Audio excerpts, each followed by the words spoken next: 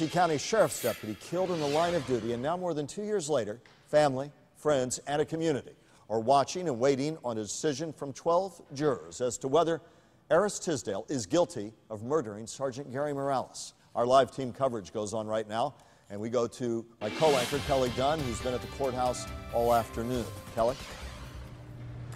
Michael, 6 hours into jury deliberations, still no verdict. Right now, the jurors are in the jury room deciding the fate of Eris Tisdale and whether he committed the premeditated murder of St. Lucie County Sheriff Sergeant Gary Morales on February 28, 2013.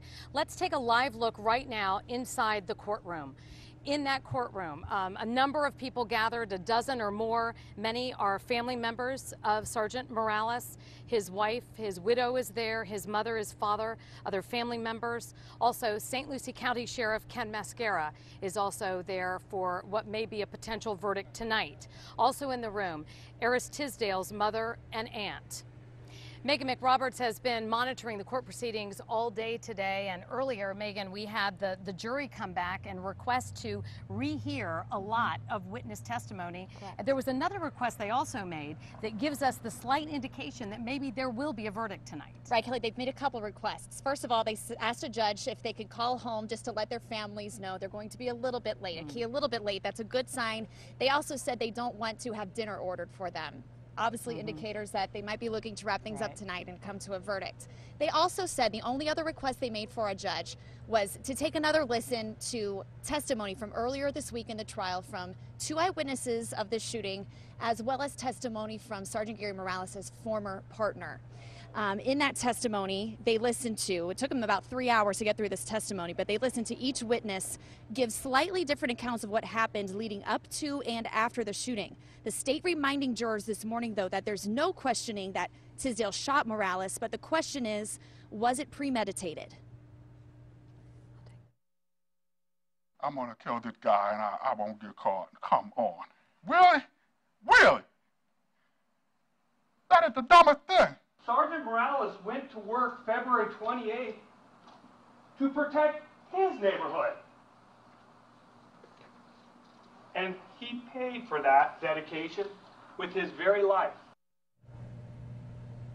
And again, I think it's safe to call this a very anxious mood in this courtroom with loved ones of both Morales and Tisdale hoping to get to a verdict tonight. Absolutely. All right, Megan McRoberts, thank you very much. Thank you, Kelly.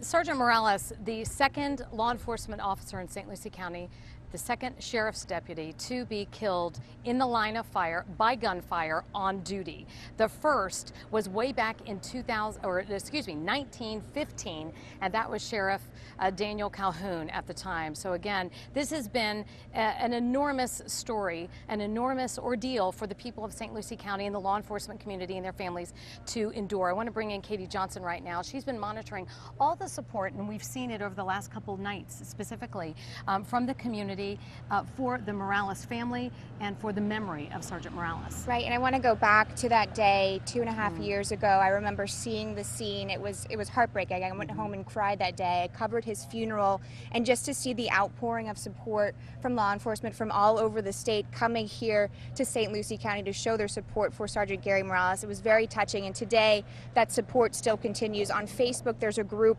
called Lights On for Sergeant Gary Morales. It's encouraging people to put blue lights on their homes and post the pictures online. One of the people posting in the group is Gary's wife, Holly. The goal of the group is to, quote, make this time during the trial about a hero, not a criminal. Dozens of people are posting photos on the site, many of them from the Treasure Coast, but there are folks posting from across the country, including as far away as Minnesota.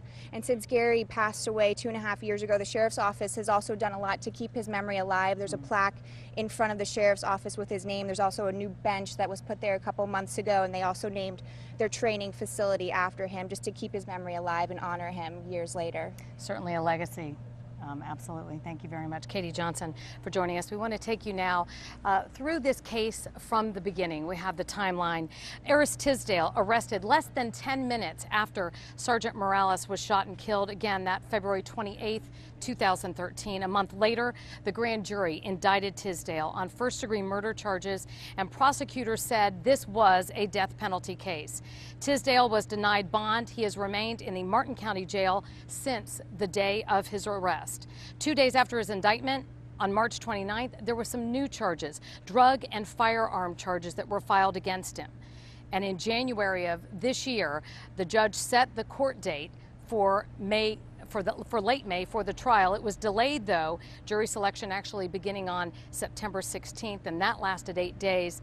The trial began, of course, last Thursday. 6 days for the trial, and now this case is in the hands of the jury. So right now, 12 people in the courthouse behind me deciding whether this was a spontaneous shooting and killing of this deputy, as the defense likes to say it is, or has testified that it was, or as the prosecutor has said today, that this was a cold, calculated, premeditated murder. We will be back in just a few moments to update you if there's anything coming from the jury room, and we'll have more coverage for you in just a few moments. Back to you in the studio. Kelly, thank you. We're following